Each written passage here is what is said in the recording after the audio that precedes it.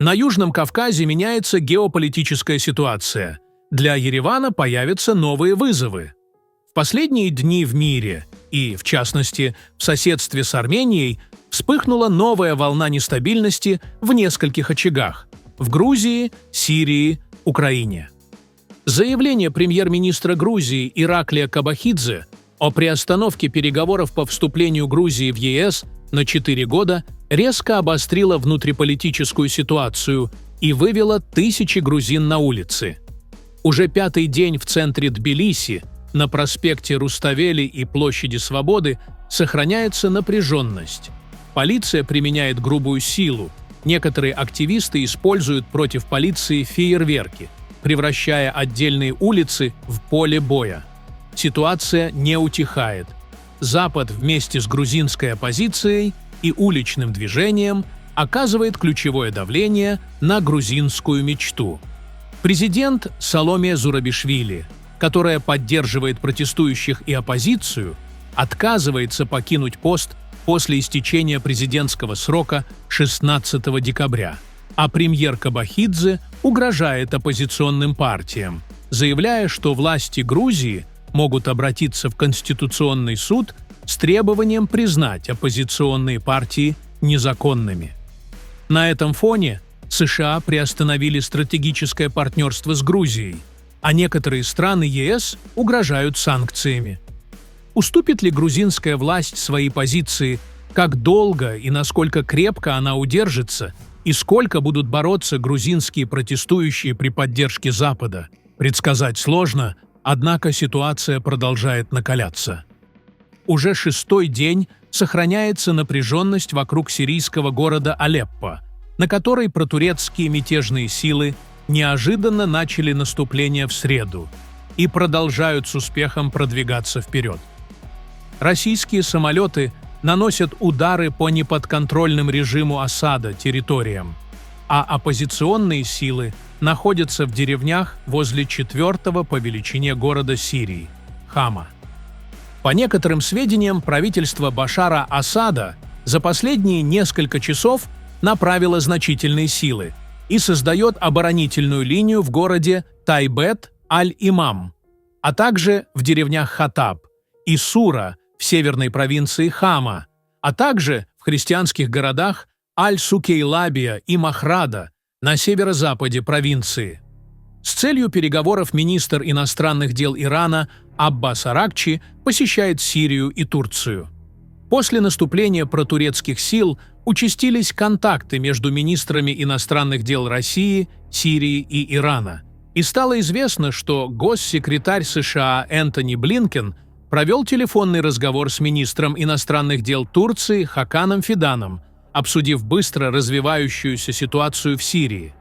По данным Госдепартамента, Блинкен и Фидан подчеркнули необходимость деэскалации в Алеппо, а также защиты жизней мирных жителей и инфраструктуры. Они также обсудили продолжающиеся гуманитарные усилия в Газе, необходимость прекращения войны и освобождения всех заложников.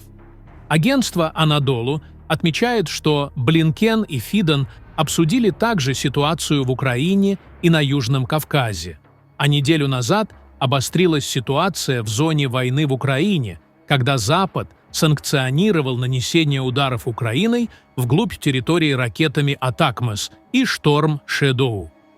Киев не колебался и нанес несколько ударов, в ответ на что, по словам президента России Владимира Путина, Кремль испытала гиперзвуковые ракеты «Орешник», которые при одновременном применении обладают мощностью, сопоставимой с применением ядерного оружия. На фоне этих тенденций что же ждет Армению? Во всех вышеупомянутых очагах, по всей вероятности, будут происходить интенсивные события, поскольку это, кажется, начало фазы окончательного позиционирования формирующегося мирового порядка. Эти события показывают, какие амбиции и интересы есть у тех или иных стран в каждой зоне. Речь идет как о региональных, так и о глобальных игроках. Происходит глобальное распределение ролей. Это вовсе не значит, что все закончится именно в этих точках. Возможно, география ближневосточных событий изменится, расширится Иран, Ирак, Израиль и так далее. Сценарии здесь могут быть очень разными. Могу сказать, что в последние дни также выдвигаются разные версии и сценарии относительно причин нового крупного и успешного наступления оппозиции в Сирии, особенно о том, кому это было выгодно, а именно Турции, которая не могла начать такую масштабную военную операцию без ведома России. В каждом случае цели разные, однако такой сложный регион, как Ближний Восток, со сложной системой интересов и присутствием в этом регионе как региональных, так и внеконтинентальных стран, сложно представить с каким-то рецептом решения. В Грузии сценарий более понятен и прост. Здесь нет каких-то сложных сценариев. Грузинские власти хотят проводить пророссийскую внешнюю политику. Хотя они и не заявляют о примирении с Россией, существуют серьезные предпосылки, которые значительно усложняют перспективу российско-грузинского урегулирования. Однако очевидно, что власти Грузии нынешних лет хотят освободиться от партнерства с Западом последних лет. Особенность здесь в том, что это не так просто, так как Запад имеет довольно большое влияние в Грузии, вложены значительные ресурсы в гражданское общество, системы, инфраструктуру. Внутренние события здесь будут продолжаться. Грузинские власти, похоже, не склонны отступать от своих позиций. Если власти Грузии реализуют то, о чем заявляют, это, естественно, станет большим ударом для Запада в Закавказье. Это отразится также на динамике отношений Армения, ЕС, США, на позициях Запада в Закавказье, существенно осложнив задачу Еревана. С другой стороны, мы видим, что Азербайджан требует от Армении вывести наблюдателей ЕС. То есть тенденция очевидна, не так ли? В этом регионе ожидаются изменения. Ставка России на эти два направления. Ставка Запада, естественно, на Ереван. В рамках нынешней внешней политики Еревану будет сложно.